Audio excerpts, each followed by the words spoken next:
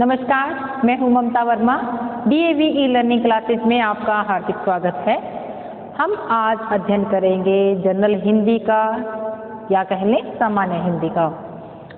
तो इसमें आज हम लेकर आए हैं कवि को। कौन से कवि को? सूर्यकांत त्रिपाठी निराला। इनकी कविता को आज हम पढ़ेंगे। इनकी कविता है वह तोड़ती पत्थर। तोड़ती पत्थर नामक कविता को हम पढ़ेंगे। तो ये वैसे तो जो सूर्यकांत त्रिपाठी निराला हैं ये छायावादी कवि हैं, लेकिन इनकी जो ये कविता है इसको प्रगतिवादी कविता के रूप में जानी जाती है। जब भी आप इसकी व्याख्या करें तोड़ती पत्थर का, तो इसमें ये शब्द लिखें आप कि वैसे तो निराला छायावादी कवि हैं, छायावाद के प्रमुख आधार स्तंभों में से एक नाम इनका आता है, लेकिन तोड़ती पत्थर नामक जो कविता है इनकी, वो एक प्रगतिवादी कविता के रूप में जानी जाती है। इस कविता को पढ़ने से पहले हम निराला जी का पहले परिचय लेते हैं। इनका जन्म 21 फरवरी 1896 और इनकी देहावसान 15 अक्टूबर 1961 को होता है। हिंदी काव्य के युगांतकारी नायक निराला जी हिंदी में अपनी तरह के अद्वितीय कवि हैं। ये आधुनिक हिंदी के सबसे मौलिक कवि हैं। इन्होंने अपनी काव्य रचना में कल्पना को कम, यथार्थ के पर्यवेक्षण को अधिक महत्व दिया। भाषा और संवेदना में जितने रंग और स्तर इनकी कविताओं में पाए जाते हैं, उतने किसी दूसरे हिंदी कवि की कविता में नहीं पाए जाते। हिंदी की छायावादी कविता के प्रमुख कर्णधार रहे भाव व चिंतन से जड़ी इनकी कविता काव्य कला की दृष्टि से भी उत्कृष्ट है। संगीतात्मकता, ध्वनियाँ, रंग, गंध और प्रकृति के जो अद्भुत चित्र इन्होंने दिए हैं वे हिंदी साहित्य की निधि हैं। उनके प्रमुख संग्रह क्या हैं? अप्सरा, अलका, कुली, भाट, बिल्ले सुर, बकरीहा इनकी प्रमुख रचनाएं हैं। काव्यसार जो कविता जो हम पढ़ने जा रहे हैं वह तोड़ती पत्थर का। प्रस्तुत कविता में श्रमिक के शब्द चित्र के माध्यम से भारतीय नारी की यथास्थिति को व्याख्यायित करने की कोशिश इन्होंने की है। दूसरी कविता में इन्होंने जीवन के समंदर से प्रेम रूपी जल के सूख जाने की मार्मिक व्यथा का अंकन किया है। कवि की इन कविताओं में जहां मजदूर वर्ग की दयनीय दशा का मार्मिक वर्णन किया है, वहां जीवन रूप तन को सूख कर रेत के समान हो जाने की व्यथा को सरल अंदाज में व्यक्त किया है। तो इनकी हम कौन सी कविता को पढ़ेंगे? तोड़ती पत्थर। ये एक दिखाया गया है कि एक मजदूर स्त्री है, वो एक पत्थर को तोड़ रही है मजदूरी के काम में। उसी का ही चित्रण इन्होंने किया है कि नारी की दशा का, शोचनीय दशा का। वह तोड़ती पत्थर देखा मैंने उसे इलाहाबाद के पथ पर, वह तोड़ती पत्थर कि जो वो किसी को देखते हैं, ये जा रहे हैं और देखते क्या हैं कि एक स्त्री है, मजदूर इनकी जो अवस्था में है, और एक पत्थर को वो तोड़ रही है। जानते हैं कि पत्थर कितना कठोर होता है, एक पुरुषोत्तम का काम है, लेकिन फिर भी एक नारी उसको तोड़ रही है। कोई न छायादार पेड़ वह जिसके तल बैठी हुई स्वीकार, श्याम तन बर बंधा यौवन, नत नयन प्रिय कर्म रतमन, गुरु हथौड़ा हाथ करती बार बार प्रहार, सामने तरु मालिका अट्टालिका प्राकार। कि क्या कहते हैं? जब वह पत्थर तोड़ रही है, बेहद ही तपती धूप में वो पत्थरों को तोड़ रही है, और ना ही उसके आसपास में कोई छायादार वृक्ष है जिसके नीचे वो बैठकर थोड़ा विश्राम पा सके। उसका सांवला उसका शरीर है, बरबंधा यौवन, और उसका जो बिल्कुल यंग जो कहते हैं यौवन उभर रहा है। नत नयन नेत्र झुके हुए हैं, प्रिय कर्मरत, और उसका सारा जो प्रिय है अपने कर्म में ही रत है, यानी कि उसको कर्म ही अति प्रिय है। गुरु हथौड़ा हाथ, तो बहुत ही भारी हथौड़ा उसके हाथ में है, और बार बार उस पत्थर पर प्रहार कर रही है उसे तोड़ने के लिए। सामने तरु मल्लिका अट्टालिका प्रकार, और सामने एक जो वृक्ष है के बहुत सामने मालिका अट्टालिका प्रकार, इस प्रकार से, लेकिन फिर भी वो विश्राम नहीं कर रही। चढ़ रही थी धूप गर्मियों के दिन, दिवा का तमतमाया रूप, उठी झुलसाती हुई लू, रुई जो जलती हुई भू, गर्द चिनगी छा गई, प्राय हुई दोपहर वह तोड़ती पत्थर। गर्मियों के दिनों में जब चढ़ती है धूप तो बहुत ही गर्मी महसूस हमें होती है, बहुत ही गर्मी है, चढ़ रही थी धूप, क्योंकि दिन गर्मियों के हैं, लेकिन चढ़ती धूप बहुत ही ज़्यादा गर्मी देती है। चढ़ रही थी धूप, गर्मियों के दिन थे और दिवा का तमतमाया रूप, और दिन का बहुत ही तपतपाया रूप, यानी कि बेहद ही गर्मी वाला रूप है। उठी झुलसाती हुई ऊपर से लू चल रही है जो शरीर को झुलसा दे, इस प्रकार से। रुई जो जलती हुई भू, जो ये धरती है वो भी रुई के समान जल रही है। गर्द चिनगी छा गई, और सारे जो लू के कारण जो गर्द है वो छा गई है। प्राय दोपहर वह तोड़ती पत्थर, और उसी दोपहर में ही क्या देखते हैं कि इतनी गर्मी है, गर्मी के बावजूद भी वो उस पत्थर को तोड़ रही है। देखते देखा मुझे तो एक बार उस भवन की ओर देखा, चिन्ह तार देखकर कोई नहीं देखा मुझे उस दृष्टि से, जो मार खा रोए नहीं। सजा सहज से तार सुनी मैंने नहीं, जो थी सुनी झंकार। एक क्षण के बाद वह कांपी सुघर, ढुलके माथे से गिरे सीकर, लीन होते कर्म ने जो कहा मैं तोड़ती पत्थर। कि उसने एक बार थोड़ा, जब मैं उसके पास से जा रहा था, निराला जी कहते हैं कि एक क्षण के लिए उसने मुझे देखा, फिर उस भवन की ओर देखा, लगातार उसको देख रही थी। देखकर कोई नहीं, चिन्ह तार देख कर कोई नहीं, लेकिन और कोई भी चीज को वो नहीं देख रही थी। देखा मुझे उस दृष्टि से, जो मार खा रोई नहीं। कि उसके मन की व्यथा इतनी व्यथित है वो, कि क्यों वो मजदूरी करेगी। निराला जी कहते हैं उसको मजदूरी करने की आवश्यकता क्या है, उसके नेत्र भरे हुए हैं, उसने एक क्षण को मुझे देखा। क्यों देखेगी? क्योंकि जो काम पुरुष का है, लेकिन फिर भी एक स्त्री होकर भी वो काम को कर रही है उस दृष्टि, लेकिन वो रोना चाहती थी लेकिन रो नहीं रही, क्योंकि अपनी उसको भूख शांत करनी है, इस कारण से फिर भी वह सजा सहज सितार, लेकिन वो सहज ही एक सितार जैसे बजता है वैसे अपने काम में लगी। सुनी मैंने वह नहीं, जो थी सुनी झंकार, जो उसकी मन की पीड़ा थी वो मैं नहीं सुन सका, कि कोई ना कोई पीड़ा तो है जिस कारण से इसी तकती धूप में वो काम कर रही है। एक क्षण बाद वह कांपी सुघर, उसके भी एक थोड़ा कांप गई। क्यों कांपी?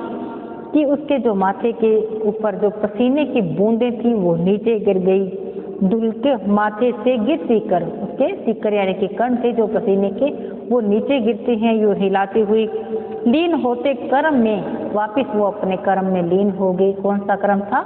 कि उस पत्थर को वो तोड़ रही थी। इसको कहाँ देखता है नायक? कहाँ देखता है? इलाहाबाद के पथ पर इसको देखता है। ये तो थी आपकी कविता वह तोड़ती पत्थर। अगली कविता है हमारी निराला जी की है, स्नेह निर्झर बह गया है। स्नेह निर्झर बह गया है, तो ये भी निराला जी की ही कविता है। तो इसमें कवि क्या कहना चाह रहा है कि जीवन रूपी समंदर से, अब जो जीवन रूपी समंदर है यानी कि शरीर को, जीवन को क्या कहा है? समुद्र से अब जल के सूख जाने से जो दैनिया, जो मार्मिक व्यथा का चिंतन हुआ है, यानी कि जो हमारा रस तत्व है हमारे शरीर से निकल जाता है जैसे जैसे आयु ढलती है। स्नेह निर्झर बह गया है, स्नेह निर्झर बह गया है, रेत जो तन रह गया है।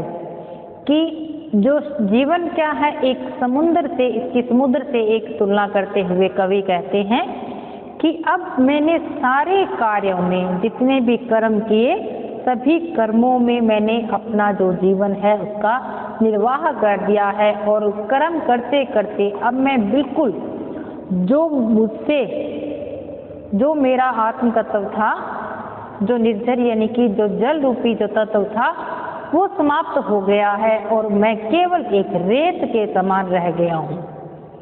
समुद्र रूपी मेरा जीवन था, उसमें जल तत्व चला गया है, अब मुझ में केवल आत्म तत्व यानी कि एक रेत बनकर रह गया है।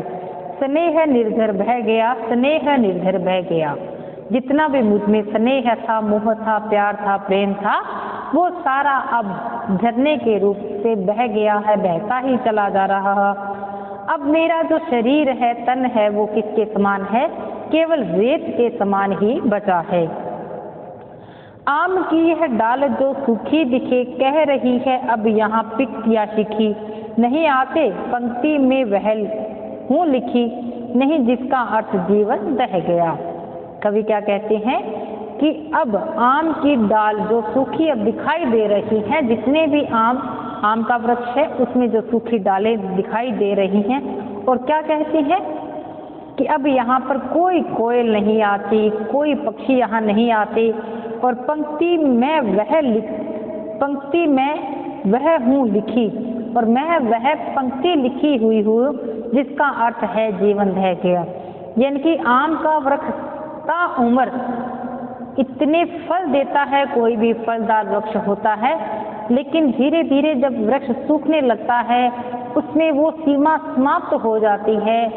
जैसे जैसे पेड़ बड़ा होता है तो वो फल नहीं लगते, पत्ते नहीं हैं, वैसा एक खाली रूख सा बन गया है, तो उसमें कुछ भी नहीं रहता, उस पर पत्ते नहीं हैं, अच्छे फल नहीं हैं। इस कारण से वहाँ पर अब कोई पक्षी भी उसकी डालों पर नहीं बैठता है। तो इस कारण से एक ही पंक्ति में अगर लिखना चाहो कि मैं भी उस वृक्ष के समान हो गया हूँ, मुझमें अब कुछ नहीं है, जैसे एक लकड़ी का ढांचा बनकर एक पेड़ रह जाता है, वैसे ही मैं रेत बनकर रह गया हूँ। तो एक ही पंक्ति में अगर इसको लिखना चाहो तो जीवन दह गया है, यानी कि सारा जीवन समाप्त हो गया है। जो जीवन क्या है? जीना, अच्छे से जीवन जिंदगी है, लेकिन जब कुछ रहा ही नहीं बाकी में, तो उसको क्या कहता है कवि कि सारा जीवन दह गया। अब तो केवल जीने के लिए जी रही है, केवल एक हाड़ मांस का एक शरीर है, उसको चला रहा हूँ। दिए है मैंने जगत को फूल फल, किया है अपनी प्रभा से चकित चल, पर अनश्वर था सकल पल्लवित फल, ठाठ जीवन का यही जो डह गया। पेड़ के बहाने कवि अपने आप का वर्णन करते हुए कहते हैं कि पेड़ कहता है कि दिए मैंने जगत को, बहुत से फल फूल दिए हैं, हरे भरे पत्ते रहते थे, बहुत से फूल फल लगते हैं सभी पेड़ों पर। किया है अपनी प्रभा से चकित बल, और अपनी आभा से इतने फल फूल पत्ते होते थे कि थोड़ा आश्चर्य करते थे कि इतने उस पे फल लगे हुए हैं। मैंने आभा से लोगों को चकित किया है। पर अनश्वर था सकल पल्लवित फल, पर अनश्वर था, नश्वर नहीं था, ऐसा लगता था सकल पल्लवित फल, जितने भी जो फल थे यानी कि जितने भी उसमें पत्ते लगे हुए थे, ठाठ जीवन का यही था। ऐसे लगता था कि वो सब अनश्वर हैं, लेकिन वो सब कुछ बह गया है, जो था वह सब बह गया है, यानी कि कुछ भी अब शेष नहीं रहा। अब नहीं आती पुलिन पर प्रियतमा, श्याम चरण पर बैठने को निरुपमा, बदल रही है हृदय पर केवल अमा, मैं अलक्षित हूँ यही कवि कह गया।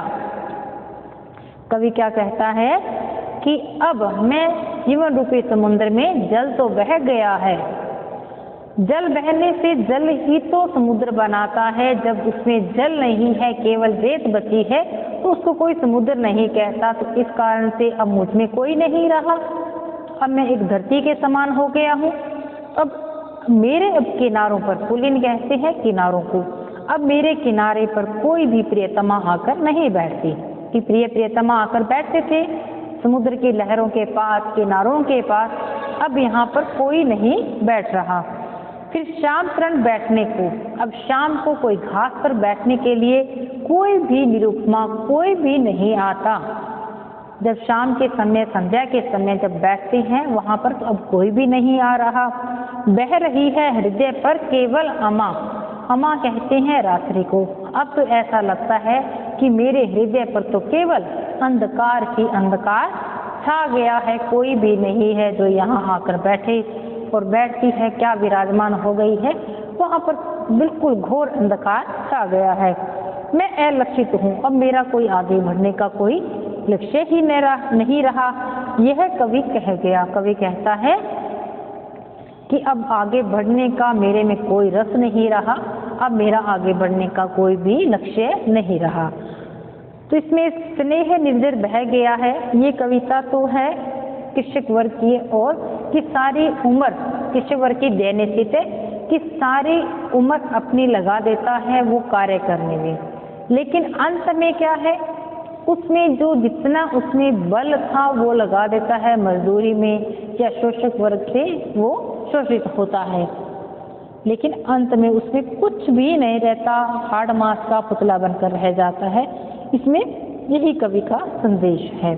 और जो वह तोड़ती पत्थर, वो भी प्रगतिवादी कविता थी और ये भी प्रगतिवादी कविता है। जब भी आप इसकी व्याख्या करें तो एक बार फिर आपको बता रही हूँ कि जयशंकर प्रसाद की ये इसकी सूर्यकांत त्रिपाठी जी निराला की जो ये कविता है बिल्कुल आसान से शब्दों में है। इसको ये छायावाद के प्रमुख आधार स्तंभों में से एक है, इन शब्दों को याद रखना है। लेकिन इनकी जो दोनों आपकी कविताएं लगी हैं, वह निर्झर बह गया और वह तोड़ती पत्थर का, दोनों ही इनकी प्रगतिवादी कविताएं हैं। दोनों में ही मजदूर वर्ग की शोषणीय स्थिति का वर्णन इन्होंने किया है। तो ये इतने से शब्द हैं और आप इसकी व्याख्या आसानी से कर लेंगे। तो आज के लिए इतना ही, मिलते हैं आगे की क्लास में, तब तक के लिए धन्यवाद।